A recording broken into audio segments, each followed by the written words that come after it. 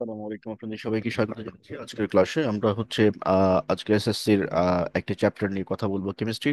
যারা ফ্রি ক্লাসে রেজিস্ট্রেশন করেছিলেন তাদের জন্য।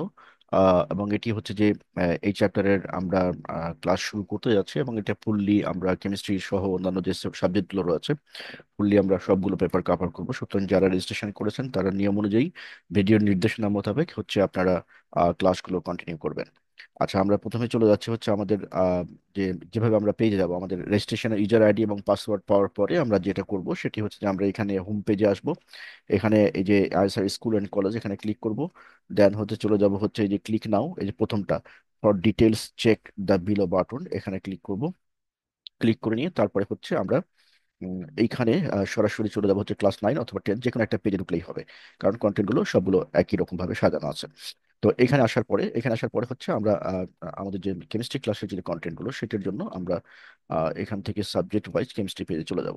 কেমিস্ট্রি পেজে গেলে এই যে এখানে চ্যাপ্টার গুলো সাজানো আছে, এই চ্যাপ্টার গুলোতে ধারাবাহিকভাবে এখানে প্রথম অধ্যায়ের জন্য প্রথম অধ্যায়, দ্বিতীয় অধ্যায়ের জন্য দ্বিতীয় অধ্যায়ের উপরে ক্লিক করতে হবে। আমি যদি প্রথম অধ্যায়ের কন্টেন্ট পেতে চাই তাহলে আমি প্রথম অধ্যায়ে ক্লিক করব। আমি যদি দ্বিতীয় অধ্যায়ের কন্টেন্ট পেতে চাই তাহলে দ্বিতীয় অধ্যায়ে ক্লিক করব। এইভাবে করে আমি সবগুলো অধ্যায় এখান থেকে পড়তে পারবো, এখান থেকে অনলাইনে এক্সাম দিতে পারবো, এখান থেকে নোট ডাউনলোড করতে পারবো। তো আশা করছি বোঝা গেছে। এখন হচ্ছে আমাদের আজকের যে আলোচনাটা সেটি হচ্ছে আমাদের লেকচার নাম্বার 1। এটি হচ্ছে আমাদের লেকচার নাম্বার 1, এবং এই লেকচার নাম্বার 1-এ আমরা যে বিষয়টা নিয়ে আলোচনা করব সেটি হচ্ছে যে আমাদের কেমিস্ট্রির, এসএসসির কেমিস্ট্রির অধ্যায় 2, স্টেট অফ ম্যাটার, পদার্থের অবস্থা নিয়ে আলোচনা করব। আহ, একটা বিষয় আমরা একটু শেয়ার করে নিই, সেটি হচ্ছে যে এখানে এসএসসি এবং এইচএসসি সবগুলো কন্টেন্ট স্ট্যান্ডার্ড 6 থেকে নিয়ে এসএসসি এবং এইচএসসি পর্যন্ত সবগুলো কন্টেন্ট এবং ক্লাসগুলো এখানে পাওয়া যায়, ভিডিও বুক পাওয়া যায়। সুতরাং কাউরি পড়াশোনার জন্য আর বাইরে থেকে কোনো টিচার বা প্রাইভেট টিচার বা কোনো কোচিং সেন্টার বা কোনো কিছুই দরকার হবে না, কারণ এইখানে ক্লাসগুলো সম্পূর্ণ ডিটেলস আলোচনা করা হয়। সুতরাং আপনার অনলাইনে ক্লাস করারও দরকার হয় না, কারণ হচ্ছে যে এগুলো রেকর্ডেড থাকে, এবং হচ্ছে যদি কোনো সমস্যা ফেস করে কোনো স্টুডেন্ট তাহলে সেটি আমাদের সাথে যোগাযোগ করলে আমরা সরাসরি সমস্যার সমাধান করে দিই। সো আপনার কোনো কিছুর জন্যই কোনো কিছু মানে কোনো কোচিং সেন্টার বা কোনো প্রাইভেট টিউটর বা হোম টিউটর কোনো কিছুরই দরকার হবে না, আপনি জাস্ট স্কুলে আপনার ক্লাস কন্টিনিউ করলেই হবে। আর এখান থেকে সবগুলো পুরো বই নির্ধারিত সময়ের মধ্যে কমপ্লিট করানো হবে। সুতরাং হচ্ছে এখান থেকে সবগুলো সব পাওয়া যাবে সাজেশন বই, নোট ইত্যাদি সব ডিটেলস, এবং ভিডিও লেকচার সহ অন্যান্য কন্টেন্ট যা দরকার সবগুলো এখান থেকে পাওয়া যাবে। ব্যতিক্রমী যে বিষয়টা হচ্ছে যে অন্য কোথাও পাওয়া যাবে না, সেই বিষয়টা আমরা একটু শেয়ার করি। যেটি বাংলাদেশে হচ্ছে যে ফার্স্ট টাইম আমরা শুরু করতে যাচ্ছি, সেটি হচ্ছে কি, যে এই বিষয়টার হচ্ছে আমরা যদি এখানে আরেকটা জিনিস বলে রাখি, এই যেটা সীমিত সময়ের অপার সম্পূর্ণ সিলেবাস পড়ানো হয়। এটি ফ্রি আছে, এখন সবাই এখান থেকে রেজিস্ট্রেশন করতে পারবে, এবং একটা সময় পরে এই ফ্রিটা থাকবে না, তখন হচ্ছে কিন্তু এটার জন্য পেমেন্ট করে ভর্তি হতে হবে। আর এই যে ভিডিও বুক, প্রথম আর এই, সবগুলোর পুরোটার বইয়ের উপরেই এবং সবগুলো পেপারের উপর ভিডিও বুক আছে, ভিডিও বুক গুলো ডিটেলস আলোচনা করা আছে, সুতরাং কোনো কিছুর জন্যই কোনো প্রবলেম হবে না, এবং ডিটেলস বিস্তারিত আলোচনা করা আছে। যে ব্যতিক্রমী বিষয়টা আমি বলতে যাচ্ছিলাম, যেটার জন্য স্টুডেন্টরা অন্য কোথাও না যে এখানে ভর্তি হয় বা ভর্তি হবে এবং উপকৃত হবে, সেটি হচ্ছে যে মেমোরি টেকনিকটা কি। আসলে মেমোরি টেকনিকটা হচ্ছে যে আমি যে পড়াটা আজকে পড়লাম 2 দিন বা 3 দিন পর আমি এটা ভুলে যাব, দেন আবার রিভিশন দিয়ে আবার পড়বো, দেন 3 4 দিন 5 দিন পরে আমি আবার ভুলে যাব। এই যে ভুলে যাওয়ার যে প্রবণতা, ভুলে যাওয়ার কারণে আমার পরীক্ষায় আমি রেজাল্ট ভালো করতে পারবো না। ধারাবাহিকভাবে যদি আমি এরকম করে ভুলে যেতে থাকি তাহলে পরীক্ষায় ভালো রেজাল্ট করা পসিবল না, বা খুব ভালো স্কোর করা পসিবল না। তো সেই দৃষ্টিকোণ থেকে যদি আমরা চিন্তা করি তাহলে এখানে আমরা যেহেতু মেগা মেমোরি টেকনিক ইউজ করবো, সুতরাং কোনো কন্টেন্ট একবার পড়লে, একবার নিয়ম অনুযায়ী যেভাবে বলা হবে, যেভাবে ইনস্ট্রাকশন দিয়ে দিব সেই অনুযায়ী যদি পড়া হয়, তাহলে সেই ক্ষেত্রে সেই কন্টেন্ট আর মাথা থেকে বের হবে না, অর্থাৎ তা তুমি কখনোই ভুলে যাবে না। সুতরাং সবগুলো কন্টেন্ট মাথায় থাকবে, এবং পরীক্ষার আগে বারবার রিভিশন দেওয়া বা রিভিশন করা, টেনশন করা, এগুলো কোনো কিছুরই দরকার হবে না। তাহলে বোঝা গেল যে this is the exceptional part. বাংলাদেশে এই জায়গাটা নিয়ে কেউ কিন্তু কাজ করে না, এবং এই ধরনের কোনো গাইডলাইন কিন্তু কেউ দিবে না। সো এই জায়গাগুলো থেকে আমরা বলতে পারি যে উই আর ইউনিক, এবং এটি তুমি ক্লাস করলেই বুঝতে পারবে। তাহলে আমরা ক্লাস শুরু করছি এখন। আচ্ছা, প্রথমত হচ্ছে যে আমরা যে এই চ্যাপ্টারটার প্রতিটি বিষয় আমরা বুঝবো। আচ্ছা, এখানে আরেকটা জিনিস বলে রাখি যে আমাদের এই যে মেমোরি টেকনিকের কথা বললাম, সেই মেমোরি টেকনিকের উপরে একটা ভিডিও, সম্পূর্ণ ভিডিও বুক আছে, প্রায় মানে 150 মতো মেমোরি টেকনিক আছে ফর কেমিস্ট্রি। 150, 150 রকমের মেমোরি টিপস আছে, যে টিপসের মাধ্যমে আমরা কি করব, পুরো বইটাকে আমাদের চোখের সামনে রাখতে পারবো। হ্যাঁ, লাইক হচ্ছে যে যেমন আমরা কোনো সিনেমা দেখি, সিনেমা দেখলে যেগুলো আমাদের চোখের সামনে ভাসে সিন গুলো, ঠিক ওই রকম পুরো বইটা পেজ নম্বর সহ, পেজের চিত্র সহ আমাদের মেমোরিতে চলে আসবে অটোমেটিক্যালি। কি করতে হবে?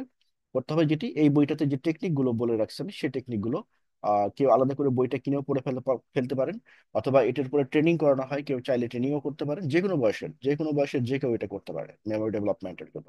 মানে আপনি যা মনে রাখতে চান তাই মনে রাখতে পারবেন, কোরআন শরীফের আয়াত থেকে শুরু করে সবকিছু।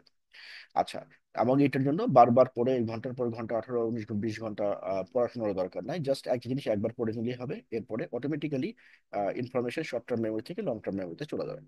তো এটা এখানে বলা, বিস্তারিত আলোচনা করা আছে এই বইয়ে। আচ্ছা, আমরা ওইদিকে যাচ্ছি না, এখন হচ্ছে যে আমরা এই ক্লাস টু ক্লাস যে জিনিসগুলো শিখবো সেটির জন্য আমরা স্পেশাল ট্রিক্স গুলো ওয়ান বাই ওয়ান শেখাবো স্টুডেন্টের জন্য, যাতে করে এই জিনিসটা মনে রাখতে পারে। কিন্তু নিজের থেকেই আমি কোনো জিনিস মনে রাখতে চাই, সেটার জন্য কি ধরনের টিপস ইউজ করব সেটি জানতে হলে এই মেমোরি বইটাতে পাওয়া যাবে। আচ্ছা, তো আমরা এখান থেকে চলে যাচ্ছি হচ্ছে এখন আমাদের আজকের আলোচনায়। যে আলোচনাটা হচ্ছে আমাদের SSC SSC chemistry, SSC chemistry. তো এসএসসি কেমিস্ট্রির এই সাবজেক্টটা আমরা পুরোটা একদম মেমোরি বুকের সাথে আলোচনা করব, যাতে করে এখানে যা পড়বা, যা মনে করতে করা দরকার, মনে রাখা দরকার, কোনোটাই ভুলে যাওয়ার কোনো চান্স থাকবে না। আচ্ছা, তাহলে এটি বুঝে গেল। এখন হচ্ছে আমরা আহ এর সামনের দিকে আগাবো, যে এই চ্যাপ্টারের মূল যে বিষয়গুলো সেই বিষয়গুলো নিয়ে। আচ্ছা, তো সামনের দিকে যাই। আচ্ছা, এখানে এখানে যে জিনিসটা দেখার আছে সেই জিনিসটা আমরা আগে আলোচনা করি। দ্বিতীয় অধ্যায়, পদার্থের অবস্থা, স্টেট অফ ম্যাটার। এখানে সলিড, লিকুইড এবং গ্যাস আমরা এখানে দেখতে পাচ্ছি যে পদার্থের অবস্থাগুলোকে এখানে ব্রিফ করার চেষ্টা করা হয়েছে সলিড, লিকুইড এবং গ্যাস দিয়ে। বেসিক্যালি হচ্ছে যে পদার্থের অবস্থা কয়টা সেটি আমরা যদি একটু দেখার চেষ্টা করি, তাহলে এখান থেকে আমরা একটা জিনিস বুঝে পাই, সেটি হলো কি, যে আমরা পদার্থের অবস্থাগুলোকে কয়েকটা ভাগে ভাগ করতে পারি। একটা হচ্ছে সলিড বা কঠিন, আমরা এটাকে বলতে পারি কঠিন। আরটা হচ্ছে লিকুইড, লিকুইড বা তরল বলতে পারি, তরল। আরটা বলতে পারি গ্যাস, গ্যাস বা গ্যাসিয়াস বা বায়বীয় বাংলায়, বায়বীয় বাংলায়। আরটা হচ্ছে প্লাজমা স্টেট, প্লাজমা স্টেট, এটাকে প্লাজমা স্টেটই বলে, প্লাজমা স্টেট। আমরা এই চারটা স্টেট সম্পর্কে আজকে জানবো, বেসিক ক্লাস এটি। সলিড মানে হচ্ছে যেটা কঠিন, মানে যেটা তুমি চোখে দেখতে পারবে, ভর আছে, আয়তন আছে, ওজন আছে, এই ধরনের জিনিসগুলোকে আমরা সলিড বলবো। এখন আমাদের চারপাশের কোন জিনিসগুলো সলিড, এটা আমরা যদি একটু তাকাই তাহলে আমি বুঝতে পারবো। তারপর হচ্ছে লিকুইড, মানে তরল, আমাদের চারপাশের কোন জিনিসগুলো তরল সেটা চোখ বন্ধ করলেই আমরা বুঝতে পারি যে কোনটা কোনটা তরল। গ্যাস, যেগুলোকে আমরা চোখে দেখবো না কিন্তু এর আয়তন আছে, আবার ভরও আছে, তাহলে এই জিনিসগুলোকে আমরা গ্যাস বলবো, যেগুলোকে আমরা চোখে দেখবো না, বায়বীয় আকারে। আমাদের চারপাশে অসংখ্য গ্যাসের উদাহরণ রয়েছে, যেমন আমরা যদি একটা বেলুন নিই বা আমরা যদি একটা প্লাস্টিক নিই, নিয়ে ওর মধ্যে বাতাস ভরে দিলেই ওটার মধ্যে গ্যাস চলে আসে। প্লাজমা স্টেটটা কি? প্লাজমা স্টেটটা বেসিক্যালি হচ্ছে এই তরল আর কঠিন, এই যে তরল কঠিন এই তিনটা, এবং অনেক ক্ষেত্রে বায়বীয়, এই তিনটার সমন্বয়। মোস্টলি মোস্টলি হচ্ছে কঠিন এবং তরলের সমন্বয়, কঠিন এবং তরলের সমন্বয়কে আমরা প্লাজমা স্টেট বলবো। কঠিন এবং তরলের সমন্বয় মানে এটা না একেবারেই তরল, না একেবারেই হচ্ছে সলিড। হ্যাঁ, এটা অনেকটা দেখতে, মানে যদি আমরা বুঝাতে চাই তাহলে আমরা যদি এরকম অনেক সময় আমরা ক্রিম ইউজ করি, সেই ক্রিমের মতো যে ক্রিম গুলো আমরা ইউজ করে থাকি এরকম একটা স্টেট, প্লাজমা স্টেট বলতে পারি আমরা। তাহলে এই প্লাজমা স্টেট এবং হচ্ছে যে এইগুলো সম্পর্কে, বেসিক্যালি এই প্লাজমা স্টেট সম্পর্কে খুব বেশি আলোচনা মানে এই তোমাদের সিলেবাসে নেই, সুতরাং এটা নিয়ে আমি আর কিছু বলছি না। কারণ আপাতত শুধু যেটুকু বললাম এটুকু মনে রাখলেই হবে। আমরা চারটা পেয়েছি, সলিড, লিকুইড, গ্যাস এবং প্লাজমা। তাহলে আমরা এটাকে আম, মনে রাখতে পারি কিভাবে? এটাকে মনে রাখার জন্য এই যে চারটা স্টেট আছে কোনো একটা পদার্থের, যে কোনো একটা পদার্থের চারটা স্টেট থাকে, সেই চারটা স্টেটকে আমরা মনে রাখতে পারি হচ্ছে এলপিজি, এলপিজি এস, এলপিজিএস। এখন এটা মনে রাখার সহজ ট্রিক্স হচ্ছে এলপিজিএস। তো এলপিজিএস কেন বলতেছি, এলপিজিএস বলতেছি, এটাকে মনে রাখার সহজ উপায় হলো এই যে এটা এলপিজিএস। কেন বলতেছি এটা এলপিজিএস? কারণ আমরা বাসায় যে গ্যাসটা ব্যবহার করি সিলিন্ডারে, সেই গ্যাসটার নাম কি? সেই গ্যাসটার নাম হচ্ছে এলপিজি। তাহলে এলপিজি সাথে এস লাগাই দিলেই এলপিজিএস। এই এই যে বললাম, এই চারটা নাম আর তুমি জিন্দেগিতে ভুলবা না। কারণ কারণ কারণ কি? কারণ এখন তোমাকে এই জিনিসটা মনে রাখার জন্য তোমাকে কি করতে হবে, জাস্ট ভিডিওটা এখানে স্টপ করো। করার পরে তুমি পদার্থের চারটা স্টেট, এই চারটা স্টেটের নাম কি নিজেকে নিজে জিজ্ঞেস করো। স্বাভাবিকভাবে উত্তর আসবে। তুমি প্রথমেই দেখবা যে একটা চিত্র। সেই চিত্রটা কি? সেই চিত্রটা তুমি দেখতে পাবা হচ্ছে রান্নাঘরের চিত্র। রান্নাঘরের চিত্রটা কেমন? এই যে রান্নাঘরে একটা সিলিন্ডার, সিলিন্ডারের ভিতরে কি গ্যাস ভরা আছে? এই যে এলপিজি গ্যাস ভরা আছে। সাথে এস। কেন এস? এই যে এস দিয়ে সলিড। তাহলে এল এ হচ্ছে লিকুইড, জিতে হচ্ছে গ্যাস, আর পিতে হচ্ছে প্লাজমা স্টেট, আর এস এ হচ্ছে সলিড। বাংলা শব্দগুলো মনে করে নিতে হবে, জাস্ট দুই তিনবার রিডিং পড়লেই মনে হয়ে যাবে। তাহলে এই যে পদার্থের যে চারটা অবস্থা, এটা আর কোনোদিন তোমাকে পড়তে হবে না। জাস্ট পদার্থের চারটা অবস্থা মনে রাখার জন্য কি করতে হবে? আমাদেরকে জাস্ট রান্নাঘরে যেতে হবে, রান্নাঘরে একটা সিলিন্ডার আছে, সিলিন্ডারের মধ্যে এলপিজি গ্যাস আছে। তাইলেই এ মনে হয়ে যাবে। হ্যাঁ, লিকুইড, সলিড, গ্যাস এবং প্লাজমা। তাহলে এইটুকু আর কখনোই তোমাকে পড়তে হবে না এরকম করে যে পদার্থের চারটা অবস্থা solid, liquid, gas, plasma, solid, liquid, gas, plasma, এইভাবে যে আমরা ছোটবেলায় পড়েছি, এই পড়া আর কোনোদিন পড়তে হবে না। জাস্ট এই গল্পটা মনে রাখলে হবে যে রান্নাঘরে যে একটা সিলিন্ডার আছে, সিলিন্ডার দিয়ে আমরা রান্না করি, সেই সিলিন্ডারে একটা গ্যাস ভরা আছে, যে গ্যাসের নাম হচ্ছে এলপিজি গ্যাস। এটুকু মনে রাখলে হবে। ওটা আসলে এলপিজি। এলপিজি, এলপিজি এখন ব্যবহার করা হয় মোস্টলি। আগের দিনে অন্য গ্যাস ব্যবহার করা হতো, মিথেন ব্যবহার করা হতো। বা আমাদের যে গাড়ির সিলিন্ডার, সেখানে আমরা মিথেন গ্যাস ব্যবহার করে থাকি। তো এই যে গ্যাসগুলো, এই গ্যাসগুলো বেসিক্যালি হচ্ছে আমাদের, আমরা জাস্ট মনে রাখার জন্য আমরা একটা গল্প বানিয়েছি। সেই গল্পটা কি, যে রান্নাঘরে যে গ্যাস ব্যবহার করে সিলিন্ডার আছে, সিলিন্ডার দিয়ে রান্না করা হয়, ওর মধ্যে কি গ্যাস আছে? এলপিজি গ্যাস আছে। ব্যাস শেষ। এল দিয়ে কি? এল দিয়ে হচ্ছে লিকুইড। আর পি দিয়ে কি? পি দিয়ে হচ্ছে প্লাজমা।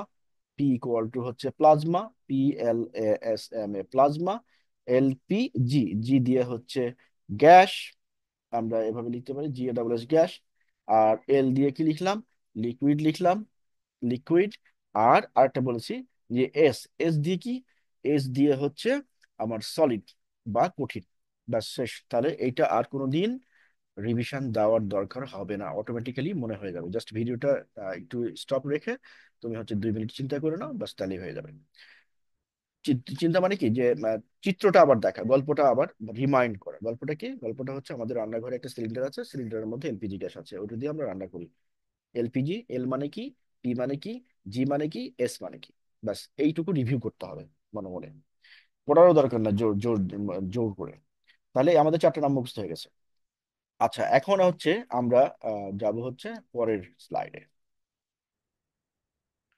আচ্ছা, পরের স্লাইডে আমরা যখন যাচ্ছি, তখন আমরা দেখতে পাচ্ছি কি, যে আমরা এই যে এই জিনিসগুলো দেখলাম। আচ্ছা, আর আমরা হচ্ছে যে আরেকটা জিনিস শিখবো এখান থেকে।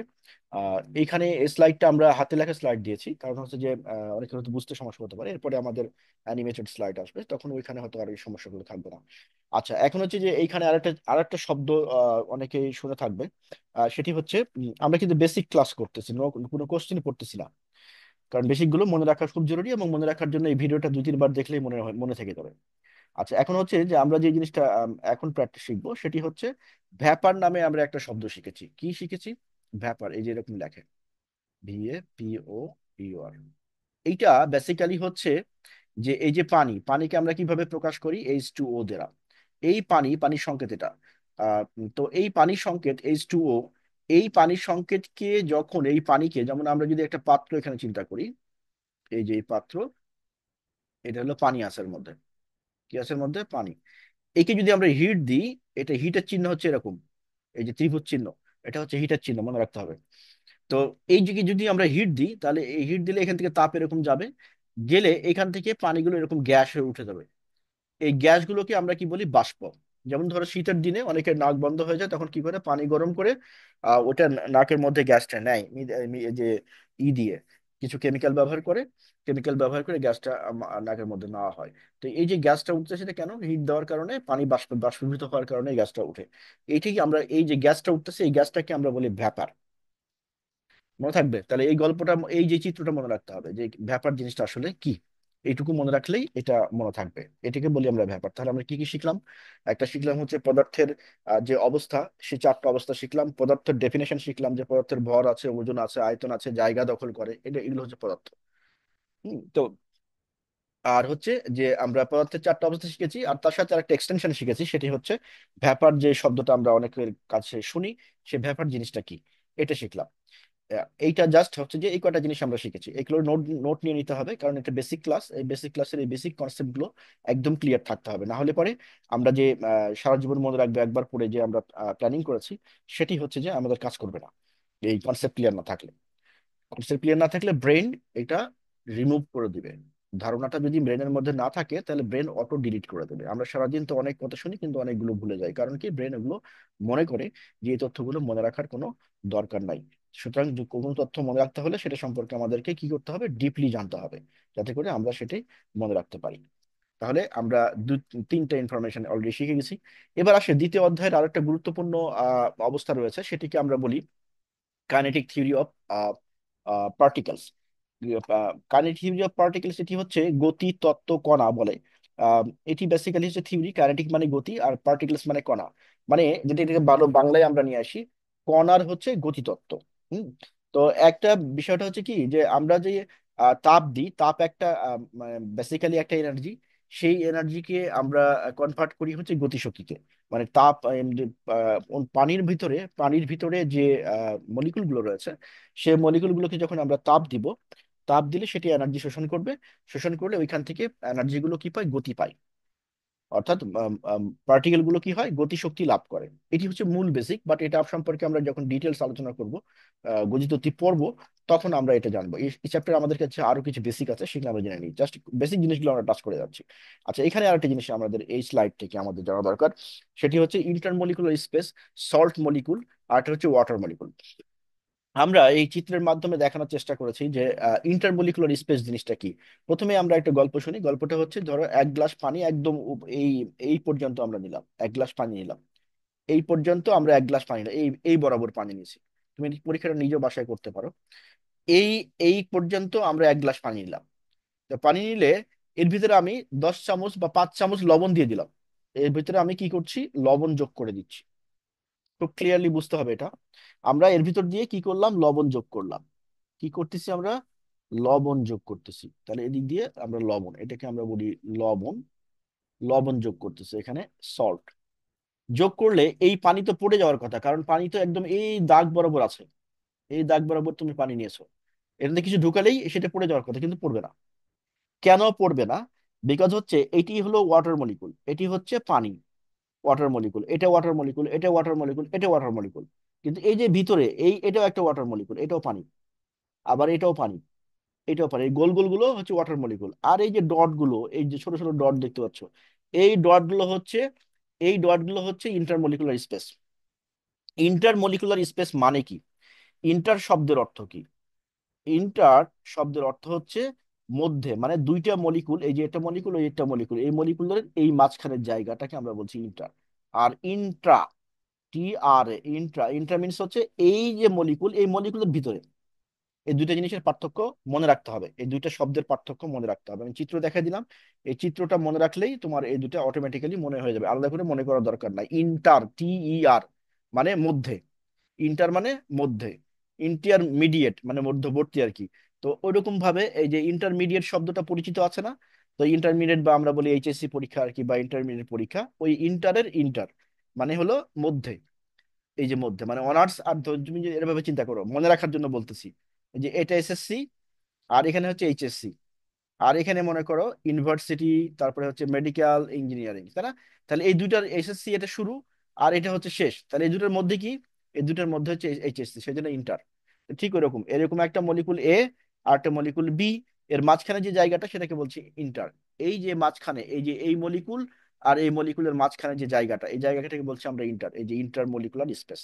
ইন্টার আর মলিকুলার মানে কি, এটা একটা অণু আর এটা একটা অণু। মলিকুল মানে হচ্ছে অণু। এটাকে আমরা কিভাবে লিখি, এভাবে লিখি, MOLE, CULE, মলিকুল মানে অণু। অণু, পরমাণু না কিন্তু। অ্যাটম মানে হচ্ছে, অ্যাটম মানে হলো পরমাণু, পরমাণু। তাহলে এই যে অণু, এই দুইটা অণুর মাঝখানে, সেই জন্য হচ্ছে বলছি ইন্টার, মাঝখানে, মলিকুলার মানে দুইটা অণুর মধ্যে, স্পেস মানে জায়গা, এই দুইটা অণুর মধ্যে জায়গা, এটা হচ্ছে ওয়াটার মলিকুল। তাহলে আমরা এই যে চিত্রটা দেখলাম এটা হচ্ছে ইন্টার মলিকুলার স্পেসের চিত্র। এটা একদম চোখ দিয়ে ছবি তুলে নিতে হবে, এটা সারা জীবন লাগবে। ইন্টার মলিকুলার স্পেস মানে কি, ছবিটা দেখবা তাহলেই পারি, এটা আর পড়া লাগবে না। ইন্টার মলিকুলার স্পেস মানে কি, এই ছবিটা দেখতে হবে, ছবিটা কপি করে নিতে হবে, চোখ দিয়ে কপি করে নিতে হবে। মনে রাখতে হবে যে মানুষের চোখ হচ্ছে পৃথিবীর মধ্যে সর্ববৃহৎ ওয়াইড অ্যাঙ্গেল ক্যামেরা, যার থেকে বড় এবং ভালো ক্যামেরা পৃথিবীতে আর কোনোদিন আসবে না, আর আবিষ্কার হবে না। মনে রাখতে হবে এটা, কারণ এটা হচ্ছে ওয়াইড অ্যাঙ্গেল ক্যামেরা, যে কোনো দিক থেকে যে কোনো ভাবে যে কোনো রং দিয়ে ছবি তোলা যায় চোখের মাধ্যমে। তো ঠিক এরকম করে এই স্লাইডটার ছবি তুলে নিতে হবে। তাহলে এখান থেকে আমরা কি শিখলাম, ইন্টারমলিকুলার স্পেস শিখলাম, আন্তঃআণবিক স্থান, আন্তঃআণবিক স্থান শিখলাম, তাই না? এখানে আরেকটা শক্তি, আরেকটা জিনিস চলে আসে, ইন্টারমলিকুলার এনার্জি বা ইন্টারমলিকুলার ফোর্স বলে। এটাও আমরা এখান থেকে শিখে নিব, বেসিক জিনিস। ইন্টার, এই স্লাইড থেকে শিখবো, inter molecular, molecular cooler space force, FORC, এটা হচ্ছে স্পেস আর এটা হচ্ছে ফোর্স, মানে আন্তঃআণবিক শক্তি। বাংলায় হচ্ছে কি, আন্তঃআণবিক শক্তি, আন্তঃআণবিক শক্তি। তো এই আন্তঃআণবিক শক্তি যেটা বা ইন্টারমলিকুলার ফোর্স যেটা, সেটি হচ্ছে দুইটি অণু, এই একটা অণু A1 আর এই একটা অণু A2, এই দুইটার মধ্যে এক ধরনের শক্তি কাজ করে। শক্তির থাকার কারণে এরা এভাবে সজ্জিত থাকে। শক্তি না থাকলে, যদি শক্তির বাইন্ডিং না থাকতো তাহলে এরা এলোমেলো ভাবে থাকতো। তো এলোমেলো ভাবে থাকে না, এই শক্তির কারণে তারা এক জায়গায় একটা নিয়মবদ্ধ ভাবে সজ্জিত থাকে। এই নিয়মবদ্ধ ভাবে সজ্জিত থাকার যে ঘটনাটা, সেটা কি আমরা বলি, যে যেই শক্তির মাধ্যমে সজ্জিত থাকে সেটাকে বলি ইন্টারমলিকুলার ফোর্স। তাহলে ইন্টারমলিকুলার স্পেস জিনিসটা বুঝলাম। আর এর সাথেই আবার এরা এরকম ভাবে যে সজ্জিত অবস্থায় আছে, মানে এই যে এইটা, এরা যেভাবে সজ্জিত আছে সেটাকে আমরা, এই সজ্জিত থাকার কারণে একটা এক ধরনের শক্তি কাজ করে, যেটা হচ্ছে ইন্টারমলিকুলার ফোর্স। তাহলে এই স্লাইড থেকে কি শিখেছি আমরা, দুটো জিনিস, একটা হচ্ছে ইন্টারমলিকুলার স্পেস শিখেছি, আর একটা কি শিখেছি, ইন্টারমলিকুলার ফোর্স শিখেছি, জায়গা এবং শক্তি শিখেছি। এই স্লাইডটা একদম কপি করে রাখতে হবে যাতে করে আমরা এটা মনে রাখতে পারি। এগুলো সিম্পল জিনিস, ভিডিওটা খুব মনোযোগ সহকারে 2-3 বার দেখলে এটা পুরোটা ক্লিয়ার হয়ে যাবে। আচ্ছা, এরপরে, এরপরে এই স্লাইডের আরো কিছু জিনিস আছে, আর দেখি আমরা শেষ করতে পারি কিনা, না হলে আমরা আর পরে পরের ভিডিওতে নিয়ে আসবো খুব বেশি। আচ্ছা, এইখানে দেখানো, যে ভিডিওটার ভিতরে দেখানো হয়েছে, এটা হচ্ছে যে একটা বরফের ভিতরে যে পানির যে অণুগুলো, সেই অণুগুলো যেভাবে যুক্ত থাকে একের পর এক, সেটা এই যে এরকম।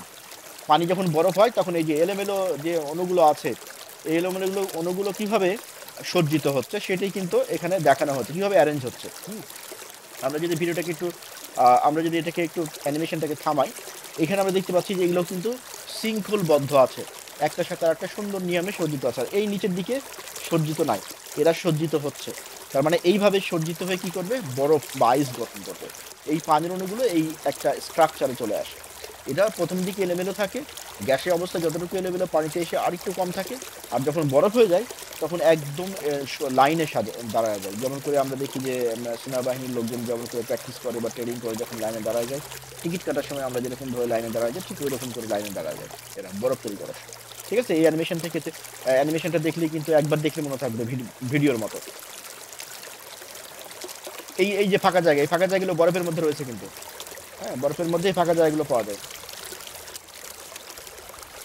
আচ্ছা, তাহলে আমরা এই স্লাইড থেকে বা আগের স্লাইড থেকে শিখলাম যে আমরা হলো যে কিভাবে পানি বরফ হচ্ছে, বরফ যখন হচ্ছে তখন অণুগুলোর কি ঘটনা ঘটে, কিভাবে তারা সজ্জিত হয়, সেই জিনিসগুলো আমরা শিখে গেছি, তাই না? এখন হচ্ছে যে আমরা এরপরে আমরা আরো দুটা টার্ম শেখার চেষ্টা করব। আর এইগুলো যা শিখতেছো সব নোট নিয়ে নিবা, কারণ এগুলো মনে রাখতে হবে, যেভাবে বলেছি, যেটা যেভাবে মনে রাখতে বলেছি সেটা সেভাবে মনে রাখতে হবে। লাস্ট আমি বলবো কিভাবে রিভিশনটা দিতে হবে, যাতে করে একবার যে পড়লেই তথ্যগুলো যেন তোমার ব্রেনে থেকে যায়। তোমার রিভিশনটা কিভাবে দিতে হয় সেটা আমি বলে দেবো। আচ্ছা, তাহলে আমরা এটুকু দেখলাম, এটুকু দেখার পরে আমরা এখন চলে যাচ্ছি পরের স্লাইডে। পরের স্লাইডে আমরা কি দেখবো সেটি আমরা একটু পরেই বুঝতে পারবো। আমরা আরো দুটা জটিল এবং ইন্টারেস্টিং টার্ম নিয়ে আলোচনা করব, যেটি হচ্ছে এর সাথে রিলেটেড, আমাদের পদার্থের যে গঠন, সেই গঠনের সাথে রিলেটেড। তো এটা, এই যে এখানে এখানে আরেকটা চিত্র আমরা দেখতে পাচ্ছি, এই চিত্রটাও কিন্তু ইন্টারমলিকুলার স্পেস। এই যে এইটা, এই যে এটা মাঝখানে যে লাল ছোট, এটি হচ্ছে ইন্টারমলিকুলার স্পেস। হ্যাঁ, মানে আন্তঃআণবিক স্থান। আর এই যে এরা যে এভাবে লাইনে সজ্জিত অবস্থা আছে, এরা যে এভাবে লাইনে সজ্জিত অবস্থা আছে, এই যে সজ্জিত থাকাটা, এই সজ্জিত থাকাটা কেন সম্ভব হয়েছে? কারণ তাদের মধ্যে একটা শক্তি কাজ করে, এটার মধ্যে আর এটার মধ্যে শক্তি কাজ করে, আবার এটার মধ্যে এবং এটার মধ্যে শক্তি কাজ করে। সুতরাং এই দুটা অনুরূপভাবে এইটা একে অপরের সাথে একটা শক্তির বাইন্ডিং বা এনার্জির মাধ্যমে যুক্ত আছে। এই যুক্ত থাকার, যেই শক্তির মাধ্যমে যুক্ত থাকে, এই শক্তিটাকে আমরা বলি ইন্টার মলিকুলার ফোর্স বা আন্তঃআণবিক শক্তি। আর মাঝখানে যে জায়গাটা, ফাঁকা জায়গাটা, এটাকে আমরা বলি ইন্টারমলিকুলার স্পেস বা আন্তঃআণবিক স্পেস। আশা করছি বুঝে গেছে। এটা আর দ্বিতীয়বার পড়ার দরকার হবে না, কারণ ছবিগুলো তোমরা মনে রাখলেই এইটা আর দ্বিতীয়বার মনে মনে রাখা দরকার। ব্রেইন কিভাবে তথ্য মনে রাখে? ব্রেন মনে রাখে ছবির মাধ্যমে। আর আমরা পড়ি কিভাবে? আমরা তথ্য লেখা পড়ে পড়ে মুখস্থ করি। এই লেখা পড়ে পড়ে মুখস্থ করা, এটা হচ্ছে দুনিয়ার মধ্যে ব্রেনের ভিতরে কোনো তথ্য ইনপুট দেওয়ার সব থেকে লোয়েস্ট গ্রেডের মানে সিস্টেম। সেটি আমরা বাংলাদেশে ইউজ করি। এর আগে এই তথ্য পদ্ধতি কিন্তু আগেও ছিল, বাংলাদেশে কেউ এটা নিয়ে কাজ করে নেই, এবং বাংলাদেশে কোনো মানুষ এ ধরনের জিনিসগুলো নিয়ে কখনো পড়াশোনাও করে নেই, এবং কোনো এ ধরনের ইন্টারন্যাশনাল যে মেমোরি চ্যাম্পিয়ন প্রতিযোগিতা রয়েছে সেখানেও কোনো পার্টিসিপেট করে নেই, যার ফলে এটার পরে বাংলা মিডিয়ামে কোনো বই ছিল না। এবং এটাকে আমাদের ন্যাশনাল কারিকুলাম বা দেশীয় কারিকুলামের সাথে ইন্টারপ্রিট করা বা এটাকে ব্যাখ্যা করা, সেটাও কেউ করে নাই। তো আমরা এই কাজটা শুরু করেছি, এবং এর মাধ্যমে সহজেই যে কোনো তথ্য, যে কোনো জিনিস একবার পড়ে মনে রাখা পসিবল। আচ্ছা, আমরা এখন চলে যাচ্ছি। তাহলে এই স্লাইড থেকে আমরা কতগুলো জিনিস এখন পর্যন্ত শিখলাম, সেটি হচ্ছে যে আমরা পদার্থ বলতে আমরা কি বুঝবো সেটি শিখলাম। পদার্থের কতগুলো প্রকার, ওই যে এলপিজিএস, এটা শিখলাম। তারপরে শিখলাম হচ্ছে যে ইন্টারমলিকুলার স্পেসটা কি, আন্তঃআণবিক শক্তি জিনিসটা কি, আন্তঃআণবিক ফোর্স জিনিসটা কি। ছবি দেখেছি, অ্যানিমেশন দেখেছি, এগুলো আমাদেরকে মনে রাখলেই হবে। জাস্ট ভিডিওটা যখন দেখা শেষ হয়ে যাবে, দেখা শেষ করে ভিডিওটাকে স্টপ না করে ভিডিওটাকে থামাবা, থামিয়ে প্রথম থেকে আবার ভিডিওটা মনে মনে দেখার চেষ্টা করবো। যেখানে আটকে যাবো ওখানে আবার দেখতে হবে, তাহলে পরে কিন্তু এটা মনে থেকে যাবে। এটা তথ্যটা automatically automatically short term memory থেকে লং টার্ম মেমোরিতে চলে যাবে। আর কোনো তথ্য যদি একবার লং টার্ম মেমোরিতে যায়, সেটি যেই হোক, কোরআন শরীফের আয়াত হোক বা যে কোনো বাক্য হোক বা যে কোনো তো হোক, এগুলোকে যদি অ্যানিমেশন মোডে বা হচ্ছে যে পিকচারের মাধ্যমে কোনো তথ্যকে যদি ব্রেনে পাঠানো যায়, তাহলে সেটি আর কখনো ভুলবে না মানুষ। আচ্ছা, এখন আমরা পরের স্লাইডটাই, এই যে আমাদের অ্যানিমেশন দেখলাম, এখানে আমরা এখন দুটো টার্মিনোলজি শিখবো। একটা হচ্ছে ডিফিউশন, আর একটা হচ্ছে ইফিউশন।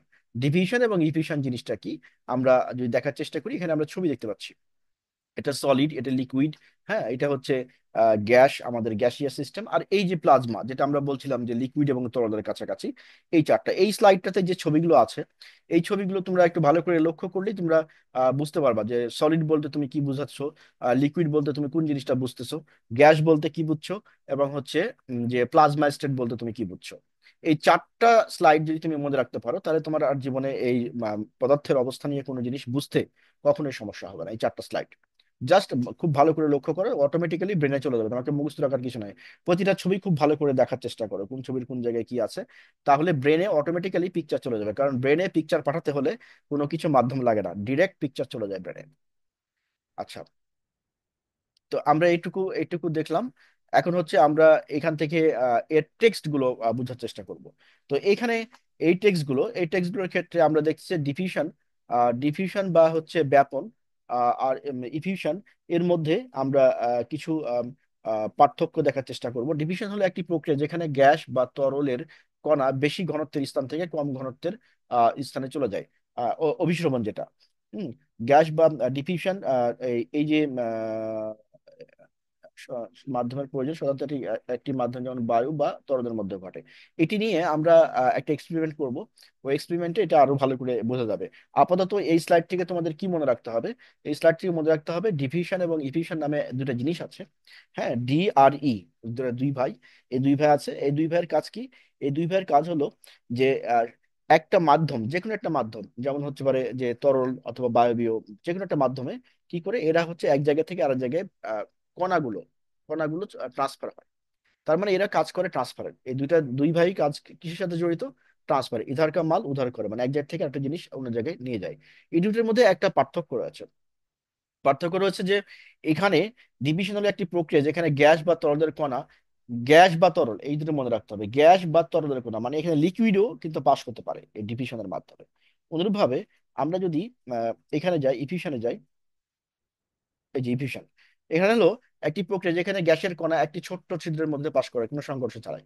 তার মানে এই ডিফিউশন আর ইফিউশন, ডি আর ই, ডিফিউশনকে আমরা কিভাবে মনে রাখবো, ডি দিয়ে, আর ইফিউশনকে আমরা কিভাবে মনে রাখবো, ই দিয়ে। এই ডি আর ই এর কাজ কি, বেসিক পার্থক্যটা মনে রাখতে হবে। এটা মনে রাখলে বাদ বাকি শেষ। আর এটা তোমার জাস্ট রিডিং পড়ে নিলে হবে, একবার একবার রিডিং পড়ে নিলেই হবে। ডি আর ই কিভাবে মনে রাখবো, ডিফিউশন আর হচ্ছে ইফিউশন, ডিফিউশন আর ইফিউশন। ডি, ডি হচ্ছে যে এরা তরল এবং গ্যাস দুই জায়গাতে কাজ করে, ডিটা। মানে ডি এর চাকরি হচ্ছে পানিতে আর গ্যাসে। আর ই এর চাকরি কোথায়, ই এর চাকরি শুধুমাত্র গ্যাসে। মানে এ সবসময় আকাশেই থাকে, আকাশে গ্যাস বেশি থাকে, সুতরাং এ আকাশে থাকে। আর ডি কোথায় থাকে, পানিতেও থাকে, গ্যাসেও থাকে। তার মানে পানির মধ্যেও নামে এ, আবার এটা আকাশে উঠে। আর ইটা সবসময় আকাশেই থাকে। তার মানে ডি আর ই দুই ভাই, দুই ভাই দুই জায়গায় কাজ করে। একজনে শুধু আকাশেই থাকে, কখনো মাটিতে নামে না, সেটা হচ্ছে ই। আর ইর সাথে তুমি মনে রাখতে পারো E equal to air. Air বলতে কিছুটা ই ভাব আছে, এ আই আর। এয়ার মানে কি, আকাশ না, বায়ু না? তো এই ই এর সাথে এ, এ আই আর কিছুটা ই ভাব আছে, সেজন্য এই ই এর সাথে এ এয়ার মনে রাখতে পারো। তাহলে তাহলে এই দুটো মনে থাকবে। মানে এ শুধু গ্যাসেই থাকবে। আর ডিটা কি কোথায় থাকবে, ডিটা থাকবে হচ্ছে গ্যাস এবং পানি দুই জায়গাতে। তাহলে যেমন গ্যাস সিলিন্ডারের লিকেজ, এটি গতি নির্ধারিত হয়। মানে এই ক্ষেত্রে দুটো জিনিস, একটা একটা আমরা এই প্রক্রিয়াটা যখন পড়বো, একটা বিষয় হচ্ছে যে যে ইফিউশন যে বিষয়টা, গ্যাস টু গ্যাস, তাই না? গ্যাস টু গ্যাস মানে সিলিন্ডারের গ্যাস আছে, ওইখান থেকে গ্যাস বের হয়ে কোথায় চলে যাচ্ছে, কোথায়, বায়ুতে, বাতাসে, এনভায়রনমেন্টে চলে যাচ্ছে। তো যদি সিলিন্ডারের প্রেশার বেশি না থাকে, গ্যাসের গ্যাস বেশি না থাকে, তাহলে এর গতি কম থাকবে। তার মানে গ্যাস বেশি না থাকলে গতি কম থাকবে। তার মানে এটা একটা পার্থক্য। আবার ডি এর ক্ষেত্রে এটা পানি, এটা এটা পাস করার জন্য ছোট ছিদ্রের মাধ্যমে সংঘর্ষের, অনেক সময় সংঘর্ষ হয়, যেমন যদি ছোট কোণা পাস করে তাহলে সংঘর্ষ হয়। এটি নিয়ে আমরা একটা এক্সপেরিমেন্টের মাধ্যমে আরো ডিটেলস পড়বো সামনে। বাট আপাতত এখান থেকে দু তিনটা যে পার্থক্য আমি বললাম, যে ডিভিশন কাকে বলে, ইফিশন কাকে বলে, আর ডিভিশনের ক্ষেত্রে কি হয়, তরল এবং গ্যাস থাকে, আর ইফিশনের ক্ষেত্রে কি হয়, তরল গ্যাস, এই উদাহরণগুলো দেওয়া আছে। গ্যাস সিলিন্ডারের লিকেজ, এটি সরাসরি গ্যাস টু গ্যাস। আবার এই উদাহরণটাও ডিফিউশনের ক্ষেত্রে হতে পারে। কারণ কি, কারণ ডিফিউশনও তো গ্যাসের মাধ্যমে, গ্যাস টু গ্যাস হয়। আবার ওখানে তরল হয়। কিন্তু যদি আমরা ধরি এরকম যে একটা, এটা একটা সিলিন্ডার, এটা একটা সিলিন্ডার, এই সিলিন্ডারের ভিতর থেকে এখানে পানি আছে, পানিগুলো এখান থেকে চলে যাচ্ছে, এভাবে পড়তেছে, তাহলে কিন্তু এটা কিন্তু ইফিশনের ক্ষেত্রে প্রযোজ্য হবে না, এটা ডিফিউশনের ক্ষেত্রে প্রযোজ্য হবে। তা সুতরাং ডি আর ই, এই দুই ভাই, এই দুই ভাইকে আমরা মনে রাখার টেকনিকও শিখলাম। এখান থেকে যে কটা টেকনিক আমরা শিখলাম, সেই টেকনিকগুলো এই ভিডিওটা দুইবার তিনবার এবং যেগুলো নোট নিতে বলেছে সেগুলো নোট নিয়ে নিলে, জাস্ট একবার রিভিউ করলে কিন্তু এটা মনে হয়ে যাবে, সাথে সাথে মুখস্থ হয়ে যাবে। মুখস্থ হওয়ার পরে যে ঘটনাটা ঘটবে, এখন কাজ হচ্ছে রিভিশন। রিভিশনটা কিভাবে দিব এবং কতদিন দিব, এটি হচ্ছে যে যখন তুমি পড়বা, পড়া শেষ হলো, পড়া শেষ হওয়ার সাথে সাথে, মানে ভিডিওটা দেখা শেষ, পড়া তোমার শেষ, এই সাথে সাথে তুমি একবার প্রথম থেকে চোখ বন্ধ করে রিভিশন দিবা। রিভিশন কিভাবে দিতে হয়, বই খুলে রিভিশন দিতে হয় না, রিভিশন দিতে হয় ব্রেন থেকে। অর্থাৎ আমি যা পড়েছি সেটি আমি প্রথম থেকে মনে করার চেষ্টা করব, যা যে জায়গায় আটকে যাব সে জায়গাটা আমি আবার দেখব।